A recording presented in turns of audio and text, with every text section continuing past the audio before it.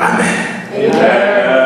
Depuis 5 dimanches déjà, Dieu ne cesse de nous surprendre dans une série d'enseignements qui bénit énormément. Moi le premier, est-ce qu'il y en a quelqu'un qui a été béni depuis les semaines antérieures? Et ce soir, je crois que le Seigneur nous fera encore beaucoup plus de bien. Le leadership est le thème, et depuis nous avons commencé à nous entretenir sur un sous-thème important qui est comment amplifier son influence. Amen.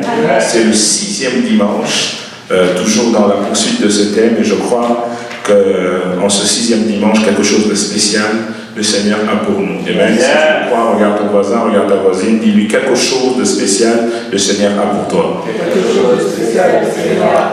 Nous avons commencé à parler sur comment amplifier l'influence de tout un chacun, comment la grandir, comment la rendre beaucoup plus mature, comment la rendre beaucoup plus intense lorsqu'il s'agit de pouvoir relâcher le potentiel que nous avons reçu de la part de notre Seigneur. Vous êtes sans ne pas savoir que nous avons tous reçu quelque chose. La Bible dit dans Jean 1,12, à tous ceux qui l'ont reçu, le Christ, il a donné le pouvoir de devenir enfant de Dieu. Tout enfant de Dieu a reçu quelque chose. Peut-être pas au même degré, peut-être pas de la même couleur, peut-être pas allant à la même direction, mais je suis convaincu ici que vous tous, vous êtes connaisseurs, que vous avez reçu quelque chose de la part du Seigneur. Et ayant reçu cette chose-là, c'est la pensée de notre Seigneur de pouvoir relâcher ça au travers de nous. C'est la pensée de notre Seigneur que nous soyons effectifs, tant dans l'église locale que dans le monde. Jésus a dit, vous êtes sel de la terre, et qu'adviendra-t-il au sel s'il perdait sa saveur? Le chrétien est le sel parce qu'il porte la saveur de Christ afin de pouvoir donner du goût au monde, afin de donner de l'arôme du ciel dans cette terre des hommes qui court jour après jour vers une décadence et vers une déchéance. Et dans cette idée-là de pouvoir amplifier l'influence de chacun, il y a des clés, il y a une sagesse que le Seigneur a commencé à nous enseigner depuis 5 dimanches déjà. Nous sommes dans le 6e dimanche, et j'aimerais donner aujourd'hui 3 principes importants qui va toujours en complémentarité avec ce que nous avons commencé à enseigner. Est-ce que quelqu'un est prêt cet après-midi? Pour amplifier son influence, j'aimerais parler cet après-midi de ces caractères que tous devions intérioriser, qui est de lutter pour l'excellence. Regarde ton voisin, ta voisine, dis-lui, il faut amplifier son influence, amplifier son leadership, en ayant une soif à pouvoir lutter constamment pour l'excellence. Lorsque vous lisez la Bible dans Deutéronome 28:13, c'est Moïse qui est en train de parler prophétiquement, donnant les lois civiles. Et il dit quelque chose de très important. Il dit, l'Éternel fera de toi. Regarde ton voisin, ta voisine, dis-lui, l'Éternel fera de toi. Si regarde mon prophète, change de voisin, regarde le voisin qui est beaucoup plus compatible à ta prophétie. Dis, l'Éternel fera de toi. La tête et non la queue. Quelqu'un voit ça? Et il dit, tu seras toujours en haut et tu ne seras jamais en bas. Que quelqu'un souligne, jamais en bas. Lorsque tu obéiras au commandement de l'Éternel. Ça, c'est une loi, un décret que le Seigneur avait en réserve pour son peuple et que le prophète est en train de transmettre. À savoir que le prophète est la voix de Dieu. Et le prophète est en train de parler des choses qu'il a entendues de Dieu. Moïse n'était pas le genre de prophète qui disait des choses venant de son propre cœur. Moïse est le genre de prophète qui entendait des choses venant de Dieu. La Bible est en train de nous montrer qu'aucun prophète n'a parlé en Israël comme Moïse, à qui l'Éternel parlait face à face comme il parle à un ami. Je ne sais savoir comment était la rencontre de Moïse avec Dieu lorsqu'il entend cette fois-ci cette prophétie qu'il doit donner au peuple. Mais la Bible est en train de nous montrer une certaine dose de crédibilité que Moïse avait en tant que prophète pour pouvoir libérer ce genre de paroles. Et quelle est cette pensée? Il dit que l'Éternel fera de toi la tête et non la queue. C'est la pensée de Dieu que tout enfant de Dieu soit la tête. Ceux qui ont fait la traduction de ce texte avec une connotation chiffrique disent « L'Éternel fera de toi le premier et jamais le dernier. » En tant qu'enfant de Dieu, si vous voulez influencer et devenir de plus en plus influent, vous devez vous approprier, avaler, ingurgiter, ou jusqu'à même à vous droguer de cette pensée divine concernant la pensée qui pousse à être premier. Yes. Aucune personne ne peut influencer s'il ne veut pas et il ne désire pas être premier. Être premier, c'est ce que j'appelle être excellent. Yes. C'est la pensée de Dieu de communiquer l'excellence à tout enfant qui lui appartient. Yes. Vous savez, nous ne ressemblons pas à Christ simplement en puissance. Nous ressemblons aussi à Christ en étant excellent tel qu'il est. La Bible dit tel qu'il est, tel que nous sommes. Il y a une dose d'excellence qui accompagne Dieu, qu'il a toujours voulu communiquer à son peuple.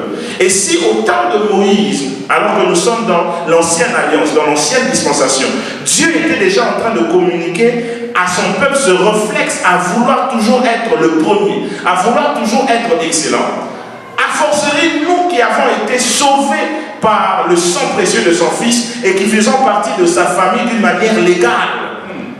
Dieu veut que nous soyons premiers, que nous soyons excellents.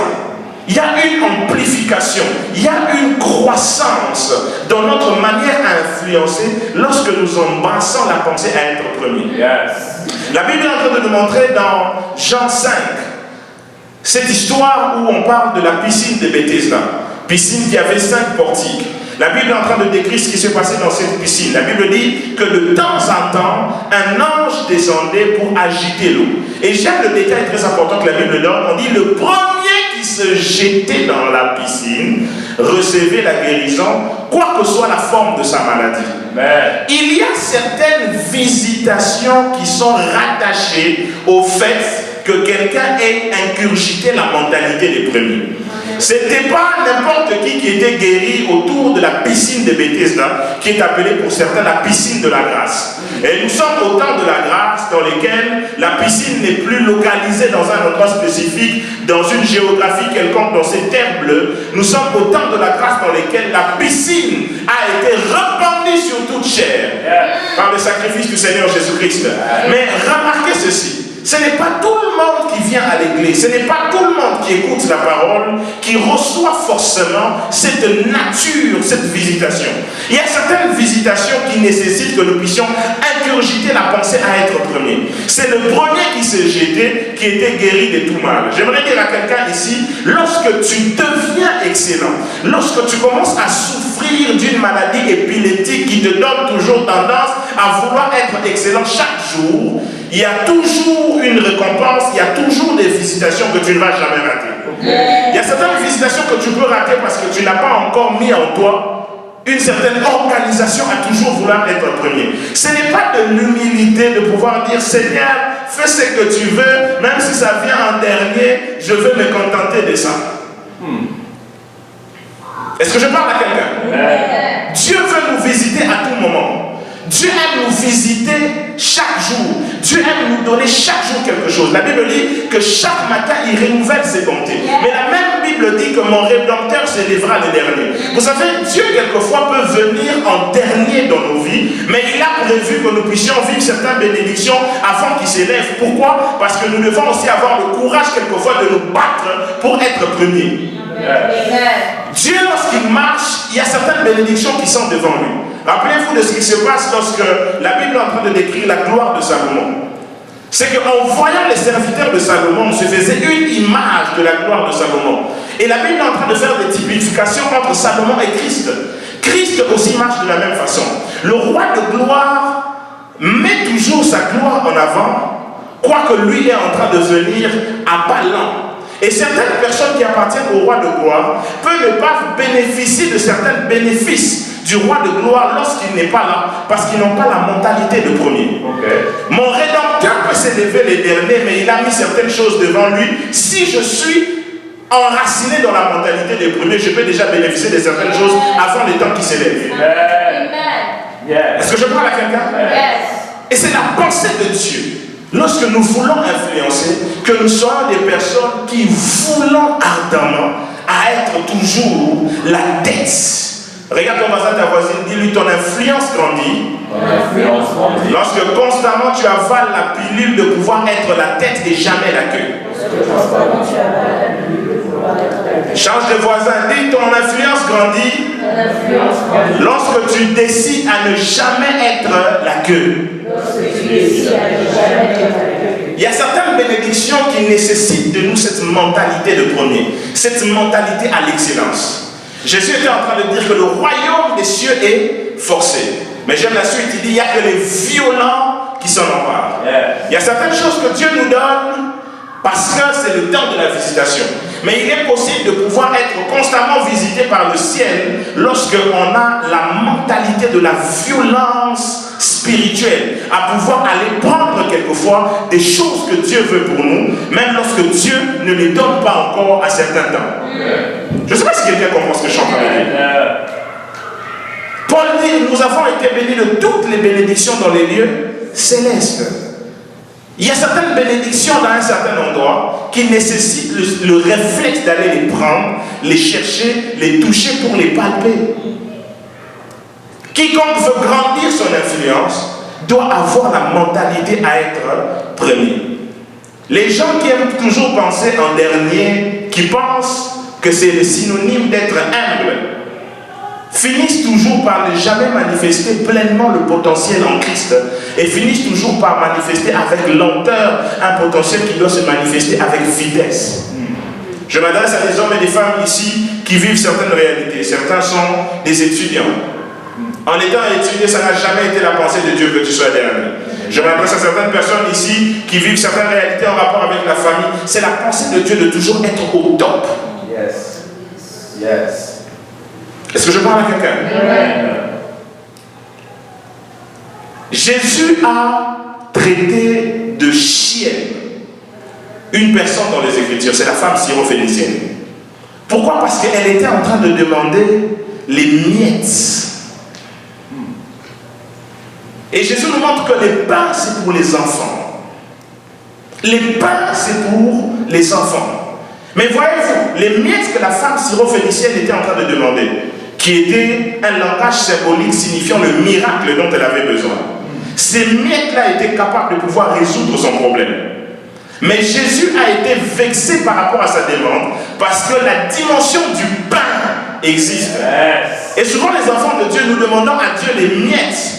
Parce que les miettes peuvent pourvoir à nos besoins, ne sachant pas que c'est la pensée de Dieu que nous puissions constamment prendre les pains afin de pouvoir non pas avoir simplement la solution à nos problèmes, mais une plus que réserve de solutions par rapport à nos problèmes. Ce n'est pas la pensée de Dieu que nous puissions vivre une vie de survie.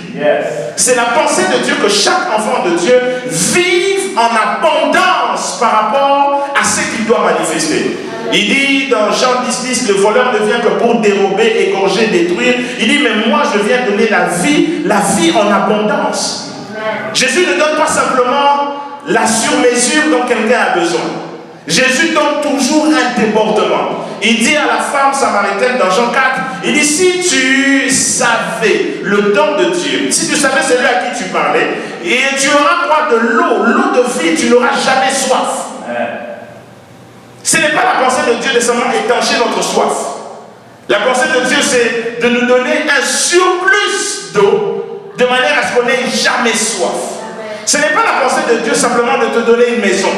La pensée de Dieu, c'est de te donner des surmaisons, plusieurs maisons, afin que tu ne sois pas capable simplement de pouvoir t'atteler à une seule.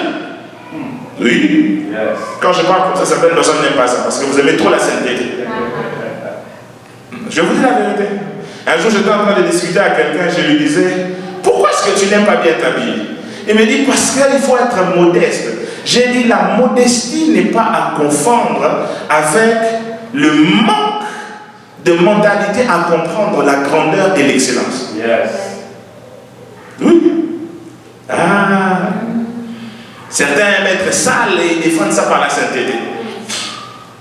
Il ne se rase pas, il ne sait pas bien s'habiller. Et je suis modeste. Nous, on attend la venue du Fils de l'homme. Paul a dit, nous les vivants. Mais Paul est mort, ça fait 2000 ans aujourd'hui, Jésus n'est pas encore revenu. Il y a de fortes probabilités à ce que nous aussi nous mourons, qui ne reviennent pas encore. Oui. Et les temps qui ne reviennent pas encore, il faut être excellent sur ces terres. Et je disais à cette personne-là, tu risques d'être complexé lorsque tu iras au ciel. le luxe qu'il y a au ciel, la classe qu'il y a au ciel risque de te complexer. Donc les temps que nous allons passer à louer et à adorer pendant les premières semaines quand nous arrivons, toi tu vas passer des temps à pouvoir regarder autour de toi, regarder la beauté de ce qui se passe. Amen. Regarde ton voisin, ta voisine, dis-lui. Hein? Est-ce que tu es excellent? Que Dieu te communique l'excellence ici. Que Dieu te communique l'excellence. Un jour, j'étais en train de parler avec un homme qui a réussi dans le domaine des entreprises et il était en train de me donner même un principe clair. Il me disait, homme de Dieu, lorsque tu arrives dans certains endroits dans lesquels tu n'es même pas familier avec ces personnes, surtout en ce qui concerne les contrats d'affaires, tu dois faire très attention sur comment tu te présentes. Il dit, même si tu n'as même pas la voiture qu'il faut, s'il te plaît, loue même une voiture de manière à pouvoir paraître excellent. Parce que certaines bénédictions, frères et sœurs, sont localisées dans les volontés des hommes liées par rapport à ce qu'eux voient de nous. Dieu peut nous avoir bénis, Dieu peut avoir ordonné notre bénédiction, mais dans le mécanisme de fonctionnement et de matérialisation de la bénédiction, quelquefois, ça passe par ce que certaines personnes voient de nous avant de pouvoir libérer ça pour nous. Je vous donne un exemple. Un jour, le Seigneur avait promis à un homme de Dieu une certaine somme d'argent, 100 000 $. Dieu lui a dit, lorsque tu vas prêcher aujourd'hui, j'ai ordonné à quelqu'un de venir te donner cette somme d'argent. Il y a certaines personnes qui n'aiment pas ça quand les hommes de Dieu disent ça. Oui. Lisez la Bible. Dieu a dit à Élie, j'ai ordonné à la femme, à une femme pour te nourrir. Amen. Amen. Et Dieu n'ordonne pas qu'à des veuves pour nourrir les hommes de Dieu, mais aussi à des riches. Yes. Dieu a dit à cet homme de Dieu, j'ai ordonné à quelqu'un pour te donner 100 000 $. Mais cet homme de Dieu est allé, il n'a pas bien prêché. Il ne s'était pas bien habillé. Et cette personne-là l'a regardé et dit, ça ne peut pas être lui à qui je peux donner cet argent. Cette personne a commencé à réfléchir. Si je lui donne à lui, qu'est-ce qu'il va faire avec cet argent? Cet argent va le détruire. Pourtant, cet argent était pour des projets bien précis. Mais au niveau de la pensée de l'homme, le projet a commencé à se ralentir par rapport à ce qu'il voyait de la personne vers qui il devait donner cet argent. Il y a certaines personnes qui se fatiguent en te voyant physiquement, en décrédibilisant les choses qu'ils ont entendues de toi prophétiquement, parce que tu n'as pas l'excellence que tu incarnes. Yes. Nous avons prié l'autre fois, nous avons déclaré que le Seigneur est sur le point de pouvoir emmener une saison de visitation. Vous savez, la visitation spirituellement parlant doit être définie dans un autre contexte physiquement parlant. Lorsque Dieu a promis un territoire qui coulait le lait et le miel d'une manière prophétique, ça ne voudrait pas dire que là où Dieu les emmenait, lorsqu'ils pétinent, le lait sort, lorsqu'ils pétinent encore, le miel sort. Je suis sûr que les moins aguerris parmi les enfants d'Israël pensaient que ça sera comme ça. Dieu nous a promis un pays où coule le lait et le miel. Donc, souffrant pendant peu de temps dans le désert, souffrant de cette poussière-ci, mais là où l'Esprit nous emmène avec toutes les manifestations devant nous, colonne de feu, colonne de nuée, on va piétiner comme ça, le lait va sortir, quand on va encore piétiner, le miel va sortir. Mais ce n'était pas ça que Dieu voulait vraiment leur manifester lorsqu'il parle. Lorsque Dieu parle prophétiquement, le langage prophétique est un langage métaphorique. Mais physiquement, cette prophétie, c'était un territoire qui est situé dans une géographie assez prophétique. Un territoire plein de richesses, plein de ressources. Un territoire dans un endroit où il y a un fleuve qui va faciliter le commerce. Un territoire dans un endroit stratégique avec certaines nations qui doivent les aider pour les aider à amplifier leur gouvernance. C'était ça la pensée de Dieu. Quelqu'un est avec moi? Amen. Alors si on ne prend pas le temps de pouvoir comprendre le langage prophétique dans un langage humain, on risque d'avorter des grandes choses. Okay. Est-ce que je parle à quelqu'un? Amen. Dieu voulait que les enfants d'Israël soient excellents. Avant de pouvoir amplifier leur influence dans la conquête, Dieu voulait qu'ils soient excellents. Soyez la tête et non la queue. Et vous devez vous battre pour ça. Luttez chaque jour pour gagner l'excellence. L'excellence dans la manière de penser. L'excellence dans la manière de parler. L'excellence dans la manière de s'habiller. L'excellence dans la manière de faire ce que vous savez faire. Devenez excellent. Je suis en train de dire que le Seigneur est sur le point de pouvoir nous visiter. Mais cette visitation a des prérequis. Est-ce que je parle à quelqu'un? Est-ce que je parle à quelqu'un? Dieu était sur le point de pouvoir visiter la femme veuve des fils des prophètes. Nous sommes dans 2 Rois 4. Le prophète va lui dire de la part du Seigneur, va demander des vases vides chez tes voisins, n'en demande pas en un petit nombre. Pensez à ceci. Dieu veut mettre l'huile. C'est l'huile qui sera l'élément moteur du miracle. C'est l'huile qui va faire d'elle une grande commerçante. Mais Dieu lui demande d'aller prendre des vases chez les voisins. Il ne peut pas y avoir des grands miracles s'il n'y a pas beaucoup de vases qu'on emprunte. Et l'image ici d'aller emprunter les vases, c'est l'image de l'excellence. C'est l'image de l'excellence. L'excellence, c'est la capacité à aller chez les personnes qui vivent autour de nous, à aller frapper dans les portes environnementales pour aller demander certaines clés avec lesquelles ils font bien ce qu'ils font. Est-ce que je parle à quelqu'un? Il y a des femmes qui veulent avoir des grands mariages suivis des beaux maris, mais qui sont très sales. Oui. Il y a des hommes qui veulent avoir des belles femmes, des beaux mariages, mais qui sont très impropres. Quelqu'un comprend ça? Il y a des gens qui ont des grandes prophéties. Dans leur prophétie, Dieu parle à tout moment, je t'envoie aux nations, je t'envoie aux nations. Mais ils ne font pas un effort à pouvoir s'éduquer suffisamment par rapport à la prophétie qui est en train de planer sur eux. Certaines prophéties dans leur accomplissement nécessitent un certain niveau d'excellence que quelqu'un a ingurgité. Et vous devez chaque jour vous battre pour pouvoir être excellent. Le Dieu que nous servons nous donnera des choses de premier, mais il nous demande d'avoir la mentalité de premier. Il dit l'Éternel désire à ce que vous soyez la tête et non la queue, que vous soyez le premier et non le dernier, que vous soyez toujours en haut et jamais en bas. Regarde ton voisin, ta voisine, dis-lui, mon influence grandit lorsque je désire ardemment à devenir premier. Voilà pourquoi ce qui m'arrive souvent de pouvoir me dire à moi-même, je veux être l'un des meilleurs enseignants des temps modernes. Oui, ce n'est pas de l'orgueil, encore moins du narcissisme négatif. Lorsque je dis ça, en moi-même le goût et le désir de travailler durement naît encore à moi. L'excellence, c'est le désir de ne jamais être satisfait par rapport aux gloires présentes. À chaque fois qu'il y a une gloire, c'est apprécier la gloire, mais anticiper encore la prochaine gloire. Quelqu'un a dit le pire ennemi du progrès, c'est la satisfaction totale et apaisante sur les résultats glorieux que tu as dans le présent. Amen. Est-ce que je parle à quelqu'un?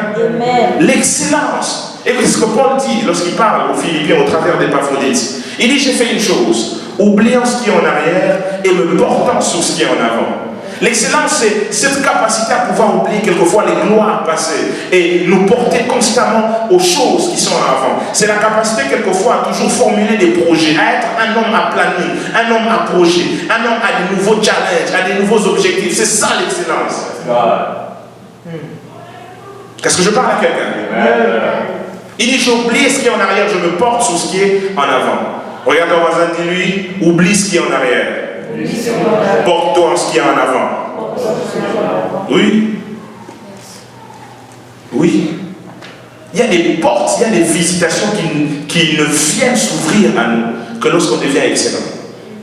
Lorsque l'ange agitait l'eau, c'est le premier qui s'est jeté, qui recevait la guérison. Je suis en train de dire à quelqu'un en cette saison, il y a un ange du Seigneur qui a été libéré dans l'atmosphère et qui est en train d'agiter les eaux des finances, qui agite les eaux des affaires, qui agite l'eau du ministère, qui agite quelque chose. Si tu es premier, tu reçois. Est-ce que je parle à quelqu'un? Si tu es premier, tu reçois.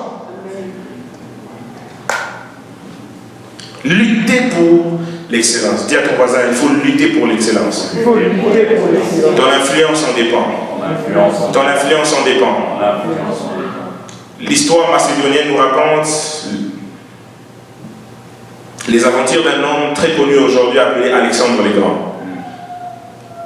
Il est aujourd'hui considéré comme l'un des plus grands empereurs de l'histoire de l'humanité. La Bible même parle de lui dans une des prophéties que Daniel a reçues lorsqu'il parlait de l'évolution et de la percée de l'empire perse.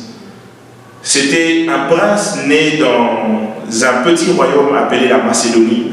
La Macédonie antique, elle était très petite. Et son père Philippe avait l'habitude à faire des grandes conquêtes. Mais le petit Alexandre, déjà tout petit, à chaque fois que son père Philippe revenait de guerre avec toutes les louanges par rapport aux prouesses qu'il avait dans ses batailles, il se mettait à pleurer. Et un jour, les serviteurs de son père vont lui poser la question, « Mais pourquoi est-ce que tu pleures souvent à chaque fois que le royaume est en joie ?» Et cet homme va dire quelque chose qui a révolutionné la vie de plusieurs leaders en son temps et de plusieurs leaders aujourd'hui. Il a dit, si cet homme prend tous les territoires, qu'est-ce qui me reste à conquérir? Yes. Tout petit déjà, il avait la pensée de la gamme et de l'excellence. Amen. Il y a des gens, vous êtes même plus grands que les jeunes Alexandre le Grand, mais vous n'avez aucune mentalité à pouvoir percer. Celui qui ne veut pas le succès ne va jamais être un homme à succès. Est-ce que je parle à quelqu'un? Celui qui ne veut pas le succès ne va jamais être un homme à succès. Et il est important pour tout leader de pouvoir désirer l'excellence, se mettre de nouveaux challenges. Celui qui ne veut pas le succès ne devient pas un homme à succès. La Bible dit, les dieux de cieux nous donnera le succès. C'est Néhémie qui parle. Mais j'aime la suite, il ne s'arrête pas là. Il dit, nous, ses serviteurs, nous nous lèverons et nous bâtirons. Le Dieu de cieux ne donne pas le succès à des personnes qui n'ont pas la mentalité à se lever, à se bâtir, à la mentalité du succès. Yes. Mieux, quelquefois, le Dieu de cieux peut décider de nous donner du succès. Mais si nous n'avons pas la mentalité à pouvoir être des personnes à succès, le succès que le Dieu de cieux peut nous donner peut s'avorter en chemin. Est-ce que je parle à quelqu'un? Qu'à l'église d'Antioche, que chacun devienne une personne qui vit et qui désire ardemment l'excellence. Avoir la passion de l'excellence qui amplifie notre influence, c'est avoir la capacité à toujours réfléchir sur qu'est-ce que je peux faire pour m'améliorer. C'est avoir la pensée qui est tournée vers l'amélioration. Qu'est-ce que je peux faire pour m'améliorer? Chaque jour, je réfléchis. Comment je peux faire pour m'améliorer dans mon ministère d'enseignant? Comment je peux faire pour m'améliorer dans mes services? Comment je peux faire pour m'améliorer dans ma capacité prophétique? Comment je peux faire pour m'améliorer? Je lis des livres, je discute avec certaines personnes, je prie, je fais Alléluia. Il m'arrive quelquefois de voyager, aller de conférence en conférence. Pourquoi? Parce que je désire l'excellence. Pour quelqu'un qui chante, ici tu dois te poser la question, qu'est-ce que je peux faire pour m'améliorer? Qui sont les meilleurs chantres sur le plan mondial? Comment font-ils les choses? Comment préparent-ils les choses? Y a-t-il des conférences qu'ils organisent? Qu'est-ce que je peux faire pour atteindre? Y a-t-il des livres qu'ils ont écrits? Comment ont-ils commencé? Comment ont-ils grandi? Y a-t-il un entrepreneur ici? Tu ne peux pas devenir grand si tu ne réfléchis pas sur comment améliorer les résultats que tu as maintenant. Amen. Trop s'apaiser sur les lauriers de la gloire d'aujourd'hui fera en sorte à ce que tu ne voies jamais la portion de gloire qui t'attend demain. Amen. Qu'est-ce qu'ils font? Comment réfléchissent-ils? Est-ce que je parle à quelqu'un? Y a-t-il un médecin ici? Tu dois réfléchir sur qui a été le médecin le mieux coté dans le monde? Dans quel domaine ça pèse? Comment prépare-t-il ses opérations? Quel genre de bouquin il lit? Quel genre de mentor il a? Voyez-vous, Paul est en train de révéler quelque chose de très important qui amplifie son influence apostolique en tant que serviteur de Dieu. Il parle à Timothée dans les derniers jours de sa vie en étant vieillard. Il dit, lorsque tu reviendras de Troas, n'oublie pas les livres et les parchemins que j'ai laissés chez mon ami Carpos.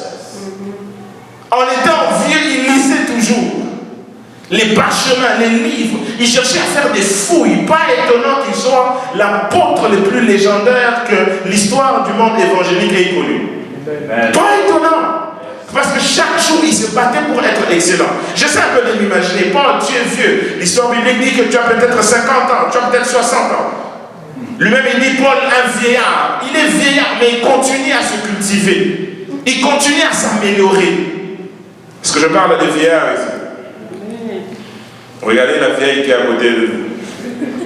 Dites-lui, est-ce que tu continues à t'améliorer? Ah. Amen. Est-ce que tu continues à t'améliorer?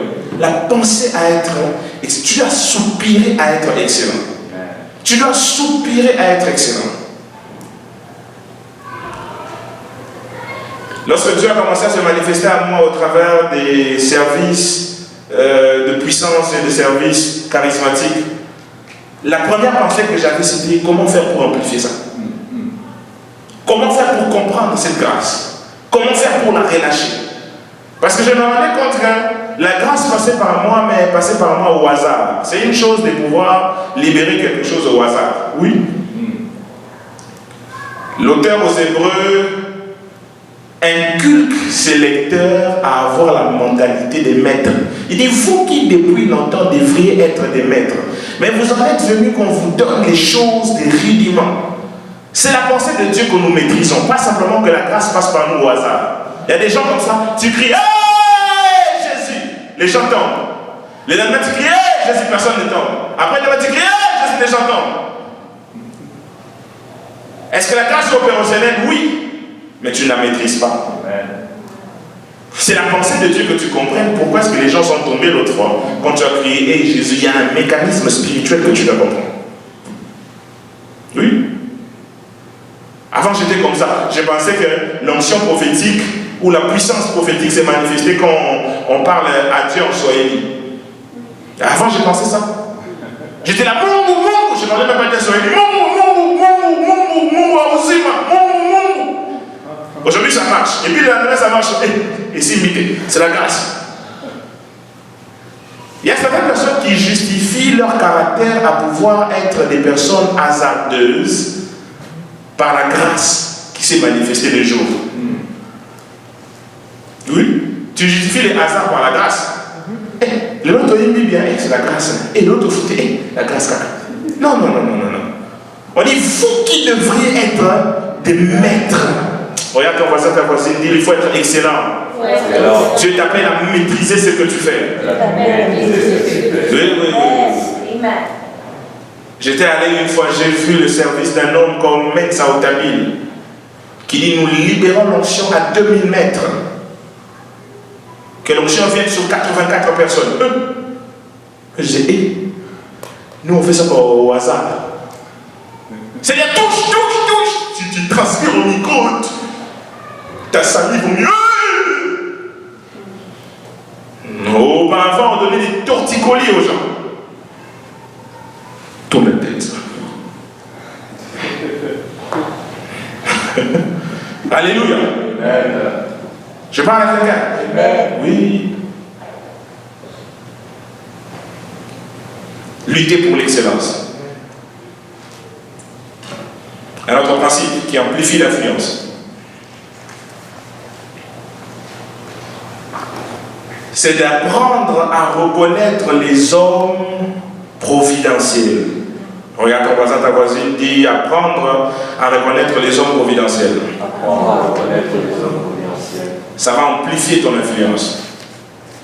Matthieu 4, 19, c'est Jésus qui est en train de parler à ses disciples qui vient à peine de choisir. Il dit, suivez-moi. Quelqu'un voit ça? Et la Bible dit, et je ferai de vous pécheurs d'hommes. La version Martin dit, venez après moi et je vous ferai pécheurs d'hommes.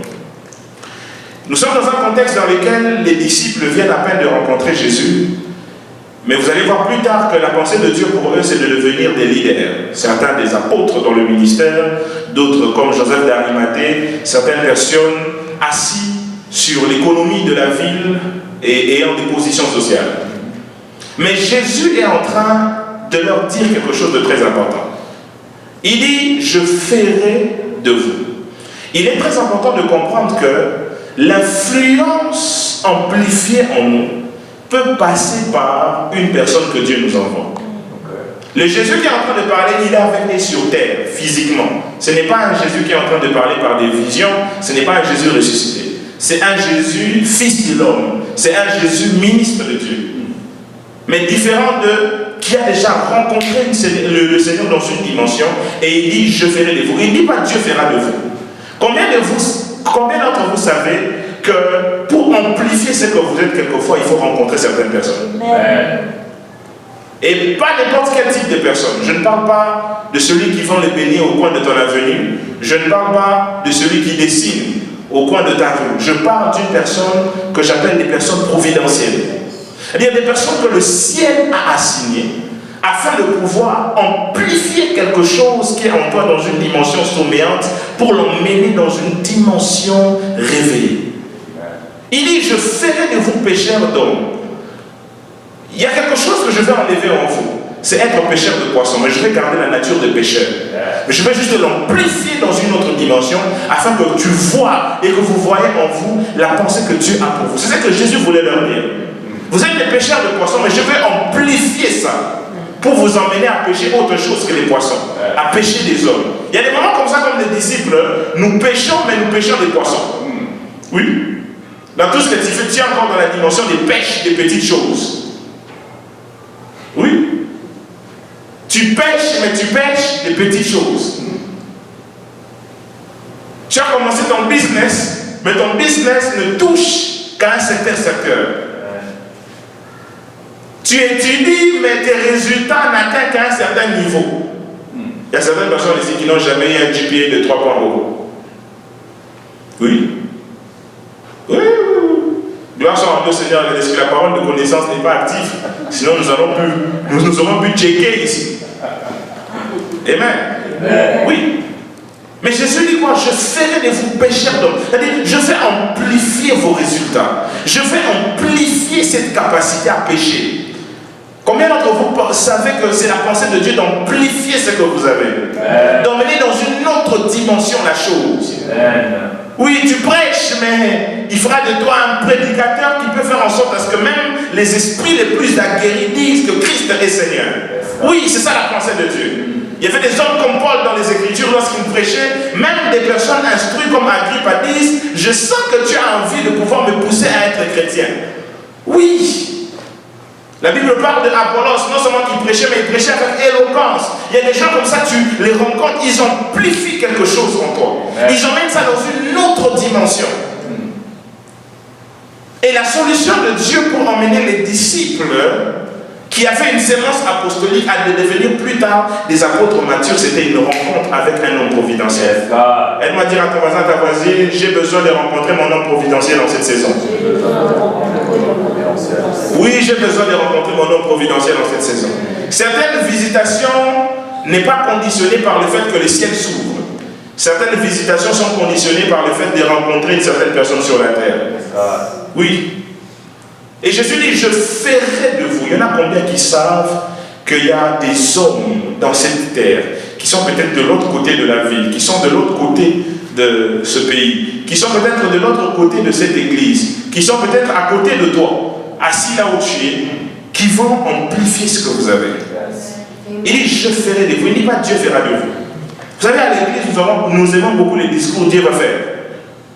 Mais nous n'aimons pas les discours, un homme va faire pour toi. Oui. Ça choque. Nous aimons beaucoup les discours, Dieu va faire. Dieu va agir. Mais nous n'aimons pas ce discours qui dit qu'un homme va te rencontrer et il va amplifier et te pousser à faire. Quand c'est l'homme, on n'aime pas. J'imagine un peu Paul qui rencontre Jésus sur les portiques de Damas, dans cette vision extraordinaire, et puis la minute où Jésus lui dit, entre dans la ville, un homme doit te rencontrer. Eh, Jésus!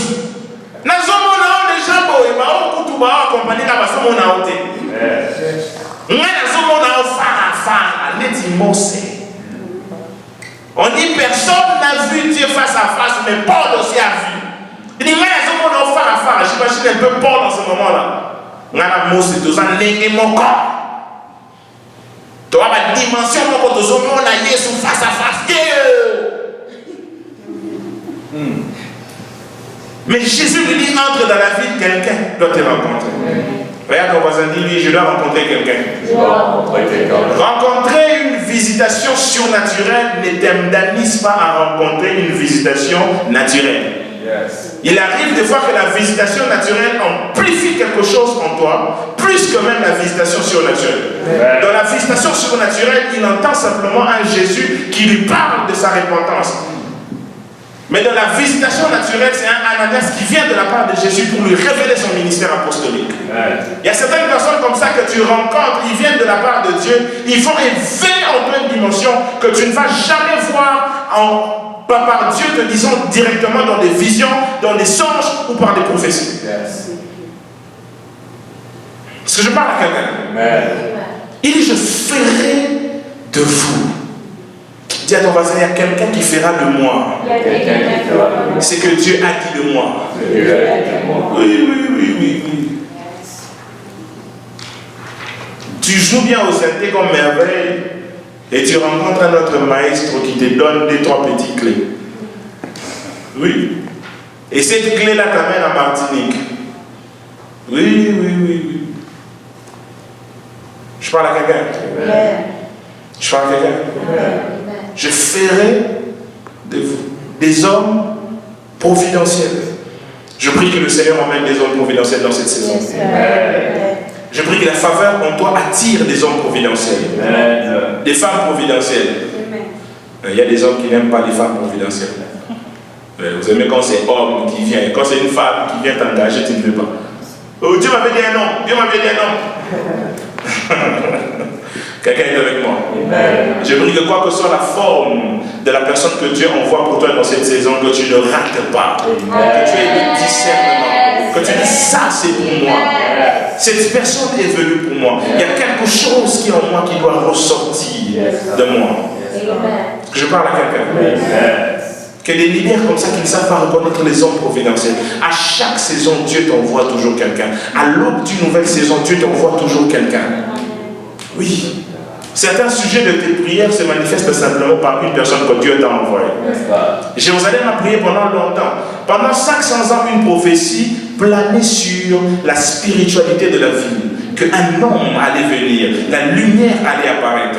Mais Jésus arrive, Jésus se met à pleurer. Pourquoi? Parce qu'ils ratent le temps de leur visitation. Parce qu'ils ne sont pas capables de comprendre que la visitation allait venir par une personne.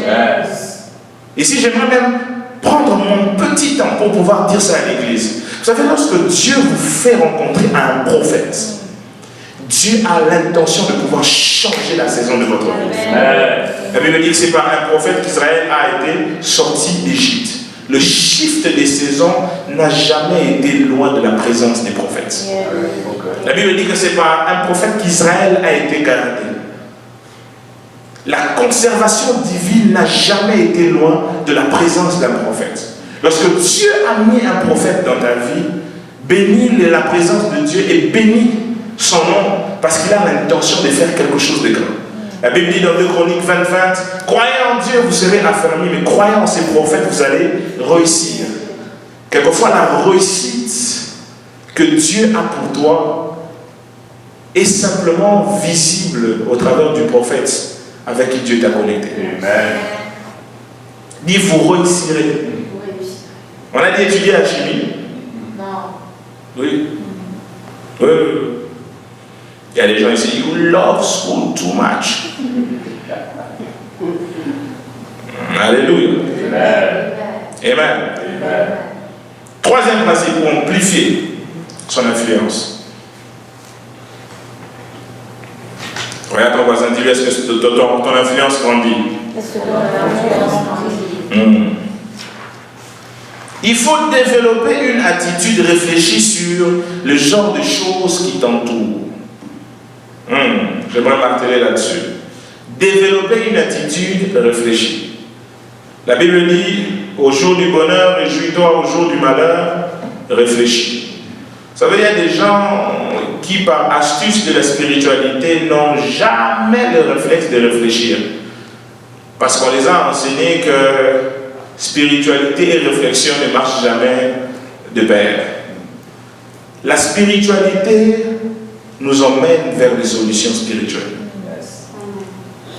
La réflexion est une clé importante qui peut ouvrir certaines portes dans lesquelles des bénéfices et des avantages spirituels nous attendent. La Bible est en train de nous montrer dans Ecclésiaste 4, du verset 1er au verset 8. J'aimerais que quelqu'un me lise ça. Amen. Ecclésiaste 4. Plus fort. Ecclésiaste 4, du verset 1er. Je lis au nom du Seigneur. J'ai considéré ensuite toutes les oppressions qui se commettent sous le soleil. Il dit je considérais. Continue. Et voici les opprimés sont dans les larmes et personne qui les console. Ils sont en but à la violence de leurs oppresseurs et personne ne les console. Et j'ai trouvé les morts qui sont déjà morts plus heureux que les vivants qui sont encore vivants. Ça vraiment. Et plus heureux que les uns et les autres, celui qui n'a point encore existé et qui n'a pas vu les mauvaises actions qui se commettent sous le soleil. J'ai vu que tout travail et toute habileté dans le travail n'est que jalousie de l'homme à l'égard de son prochain. C'est encore là une vanité et la poursuite du vent. Amen. Quelqu'un voit ça? Amen. Vous allez vous rendre compte que dans toutes les analyses que le roi est en train de faire ici, c'est le roi le plus sage qui a existé sur la surface de la terre. Il dit lui-même, il s'appelle lui-même le sage. Amen. Comme quoi pour dire, lorsque Dieu te dépose quelque chose en toi, tu dois avoir le courage de dire ça à haute voix. Amen. Il est sage. Il y a des termes qui se répètent ici, dans ces analyses. Il dit, j'ai considéré, j'ai vu. Ces termes nous emmènent dans une bassine que j'appelle la bassine de la réflexion. Vous savez, les grands leaders sont en même temps des grands penseurs. Suivez-moi très attentivement. Les grands leaders sont des grands penseurs. Tu ne peux pas amplifier ton influence si pendant un moment de tes activités, tu ne fais pas une pause pour t'arrêter et faire tourner ta capacité à réfléchir en observant, faire tourner ta capacité à réfléchir en tirant des conclusions. Toutes les grandes choses qu'on obtient dans la vie ne s'obtiennent pas simplement par des voix prophétiques. Tous les grands résultats que nous obtenons dans la vie ne s'obtiennent pas simplement en songe et en vision. La Bible dit qu'il parle tantôt d'une manière, tantôt d'une autre. Mais tout ce que nous recevons de Dieu, nous ne la recevons pas simplement parce que Dieu a parlé. La Bible dit dans Ecclésiaste 2 que la gloire de Dieu, c'est de cacher les choses. Mais écoutez la suite, c'est ce que j'aime. La gloire des rois. Il y en a combien qui se considèrent être rois ici? Il a fait de nous une famille des sacrificateurs, des rois en Christ. Amen. La gloire des rois, c'est de sonder les choses. Il y a certaines choses prophétiques que nous avons et qui nous donnent des résultats. Non pas parce que nous avons forcément entendu l'Esprit parler, parce que l'Esprit ne parle pas à tout moment. J'aime une expression qui revient lorsque Paul est en train de décrire son apocalypse à Timothée. Il dit, et l'Esprit dit expressement, dans les derniers jours, les gens deviendront fanfarons, ils deviendront amoureux de l'argent, l'amour des frères va diminuer. Il dit, l'Esprit dit expressement. Vous savez, il y a des moments comme ça où l'Esprit ne parle pas. Mais il y a des choses de l'Esprit que nous sommes censés avoir. Comment quelquefois avoir la pensée de l'Esprit sans avoir écouté l'Esprit? C'est au biais de la réflexion. Il y a certaines choses que l'Esprit a disposées quelque part dans notre mental. Quelque part dans notre mental que nous devons être capables de cerner et de prendre en réfléchissant. Dieu emmène Ézéchiel, dans Ézéchiel 37, dans la vallée d'ossements desséchés. J'aimerais que quelqu'un me suive avec beaucoup d'attention. Il atterrit dans cette vallée. La première des choses que Dieu lui demande de faire, c'est de faire le tour et de faire le constat, ensuite de pouvoir dire à Dieu qu'est-ce qu'il pense de l'état délabré de ses ossements. Vous savez, très souvent nous embrassons le Dieu qui nous parle afin de pouvoir résoudre les problèmes, mais nous n'embrassons pas le concept de Dieu qui permet à ce que nous soyons réfléchis par rapport à ce qui se passe dans l'environnement et être capables de discuter avec lui afin de pouvoir résoudre les problèmes. La réflexion, c'est le domaine des grands leaders. Comme je l'ai dit tantôt, les grands leaders sont des grands penseurs. Vous ne pouvez pas devenir un grand leader, un bon leader, ou amplifier votre influence si vous n'aimez pas le domaine de la réflexion. La Bible dit au jour du bonheur, réjouis-toi. Au jour du malheur, réfléchis.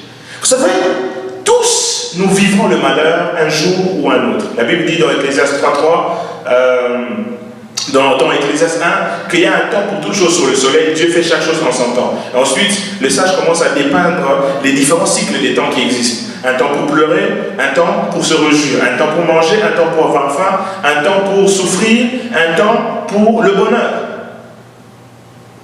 Peu importe vos alliances avec le Seigneur, peu importe votre spiritualité, vous connaîtrez toujours un temps de malheur sur cette terre. Amen. Il est impossible de pouvoir éviter les deuils d'un proche, que quelqu'un que vous aimez meure. C'est impossible. Il est impossible que vous perdez des choses, des valeurs, tant que vous êtes sur cette terre. Certains parmi vous, vous avez la peur d'affronter la vie en demandant constamment la main de Dieu sur vous. La main de Dieu ne veut pas vous épargner de certaines peines. Oui, certaines peines sont prophétiques. Alors comment dealer lorsque nous sommes dans certaines peines? La Bible dit, réfléchis. Il y a des gens qui n'aiment pas réfléchir et finalement, lorsqu'ils vivent les peines prophétiques que la main de Dieu n'épargne pas, ils finissent par sombrer et de pouvoir mourir avant le temps. Je parle à quelqu'un. Toutes les personnes pour qui j'ai prié n'ont pas été guéries. Certaines personnes, j'ai prié pour eux et ils n'ont jamais été guéris, ils sont morts. Et j'ai réfléchi sur leur mort. Et j'ai tiré des conclusions. J'ai aimé le bishop Dan qui disait, à chaque fois que je vais prier pour un mort, je me rassure toujours que dans cette mort, il y a une porte de derrière. Parce que très souvent, quand je prie pour les morts, ils ne ressuscitent pas. Oui. Parce que nous aimons toujours ce qui nous plaît, mais nous n'aimons pas quelque chose qui peut nous déplaire et nous construire. Lorsque Dieu donne au Pharaon la pensée concernant la vision glorieuse de l'Égypte, il scinde ça en deux parties, en deux réalités. Des vaches maigres et des vaches grasses. Lorsque Joseph est venu révéler la signification des vaches grasses, les vaches grasses qui signifiaient les années d'abondance ne venaient pas annuler le fait que les années des vaches maigres, qui étaient les années de sécheresse, allaient arriver. Quelquefois, nous demandons à Dieu, Seigneur, à cause des années d'abondance, que les années d'abondance contaminent les années de sécheresse. Les années de sécheresse vont arriver. Yes. Esaïe dit, Dieu a créé la lumière et les ténèbres. Il y a des choses qui concourent ensemble. Oui, le bonheur et le malheur. Et au jour du malheur, réfléchis. Il y a des gens comme ça que tu reçois peut-être en consultation te disant, non, mon fiancé m'a quitté. Réfléchis. Mais il vient te demander la prière. Tu veux que ma prière fasse quoi?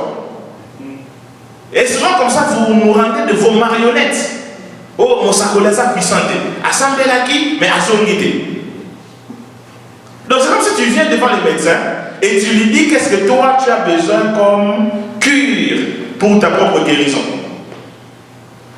J'ai mal à la tête. Donne-moi phosphorogène.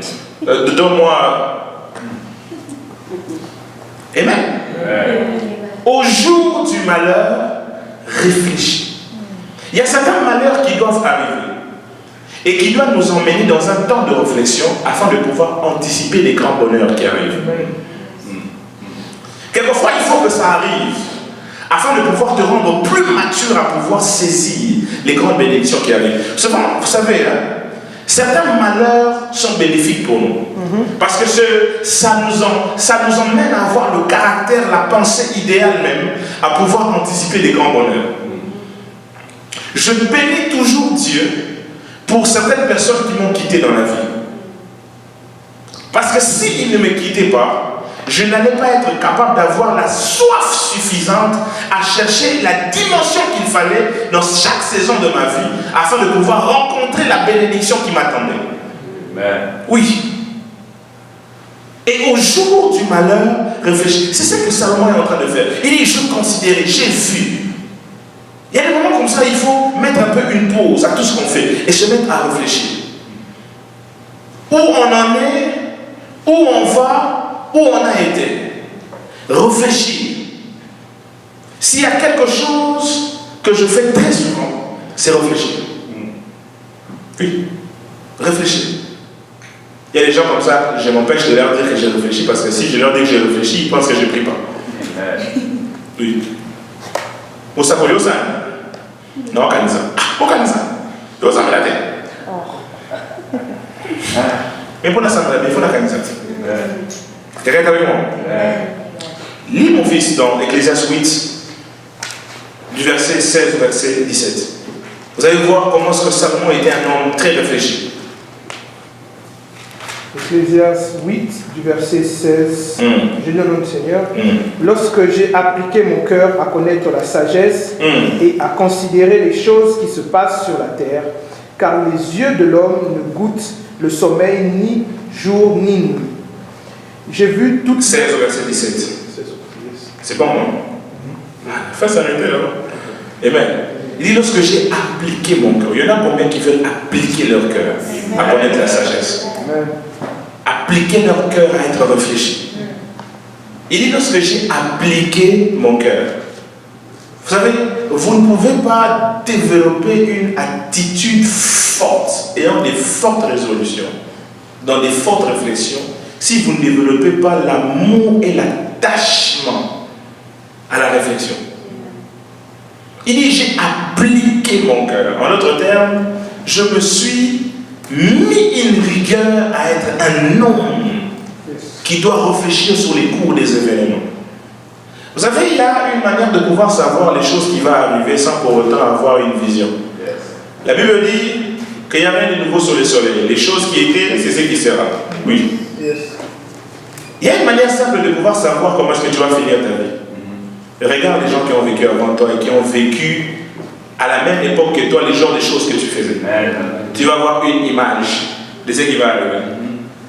Il y a une manière simple de pouvoir savoir, même en tant que leader d'église, savoir comment est-ce que l'église va finir. Oui. Je consulte les passés. Il faut réfléchir. Il y a une manière de pouvoir savoir comment est-ce que la nation va terminer. Réfléchir. Il y a des gens qui n'aiment pas l'histoire. Tilelo, documentaire à Mobutu, Tilelo. Et c'est important. C'est important. Je regardais récemment le documentaire d'un homme comme le président Rawlings, un grand panafricain, qui a emmené un mouvement dans la nation ghanéenne. J'ai écouté ses regrets aujourd'hui par rapport à ce qu'il a fait hier. J'ai écouté les choses qu'il loue lui-même, dont il est fier. Et j'ai essayé de voir et anticiper l'avenir de la nation. Réfléchissons. Sont des personnes réfléchies. Amen. Est-ce qu'on peut se lever? Développer une attitude réfléchie sur les genres de choses qui t'entourent. Tu as perdu un boulot réfléchi. Parce que les prochains boulots que tu auras, tu risques de les perdre aussi si tu ne connais pas les raisons pour lesquelles tu as perdu les boulots avant. Amen. Il y a des gens comme ça, donne-moi un nouveau boulot, donne-moi un nouveau boulot. Il te donne aussi un nouveau boulot, mais il dit, fils, tu vas bientôt les perdre. Parce que tu n'as jamais réfléchi sur pourquoi est-ce que tu as perdu le boulot avant. Réfléchis. Les grands leaders sont des grands penseurs. Regarde ton voisin, dis-lui que le Seigneur te communique la passion à être un homme réfléchi. Yes. Yes. En cet après-midi, j'ai enseigné, j'ai pu dire ce que moi j'ai pu recevoir de la part du Seigneur pour nous. Mais il y a quelqu'un qui est capable de pouvoir emmener plus loin ce que moi j'ai à dire, il s'appelle le Saint-Esprit. Il y a quelqu'un qui est capable de dire autrement, d'une manière meilleure, ce que moi j'ai à dire, il s'appelle le Saint-Esprit. Et je crois dans mon cœur qu'il a appliqué ce que j'ai dit à la vie de tout un chacun. Et que cette parole n'est pas tombée dans l'oreille d'un sourd, bien au contraire, elle est tombée dans une très bonne terre parce qu'elle va produire des fruits. Que les fruits qui vont en sortir puissent faire de vous des leaders des grands hommes, des grandes femmes, sur le plan du caractère, des grands hommes, des grandes femmes, sur le plan des réalisations, des grands hommes et des grandes femmes, sur le plan des attributions, des grands hommes, des grandes femmes, en termes des solutions que vous apportez dans le monde. Nous sommes dans la clôture de ce séminaire et je prie au nom de Jésus-Christ que le sel que tu es, non seulement qu'elle dégage de la faveur, mais qu'elle dégage une faveur, une saveur incommensurable, de manière à ce que tu impactes la vie de plusieurs, que tu impactes ta famille, que tu impactes ton environnement, que tu impactes la vie, que tu impactes le pays, que tu impactes le continent, que l'impact continental se repose sur le plan international. Je suis en train de croire en quelque chose que Dieu est en train de faire. Que l'on mette les deux mains sur le ventre. Répète ceci avec moi. Seigneur, je reçus ta parole. Pendant 6 jours, ton serviteur a enseigné. Non, joue-moi quelque chose. Pendant 6 jours, ton serviteur a enseigné. Pendant 6 jours, la parole est entrée en moi. Que cette parole puisse créer la foi. Liée aux choses que j'ai entendues. Et à cause de cette foi, que l'onction de la parole vienne sur ma vie. À cause de l'onction de ta parole sur ma vie. Que les choses que disent la parole, qu'elles soient matérialisées en moi. Yes. Laisse-moi prier pour toi. Garde les mains sur le ventre. Père, que la vie de ta parole, qui est esprit, qui est vie, se relâche maintenant sur la vie de ces hommes et de ces femmes. Et que cette parole qui a été plantée en eux donne du fruit au nom de Jésus-Christ. Que rien ne déracine cette parole de leur esprit. Que cette parole grandisse jusqu'à manifester les résultats et les fruits. Qu'à cause de cette parole, que les mentalités soient changées, que les objectivités divines soient atteintes. Au nom puissant de Jésus-Christ. Merci pour les grandes œuvres et les grandes réalisations. Je souffle depuis ce prêchoir, tout en croyant que ton esprit relâche la vie et une nouvelle ère.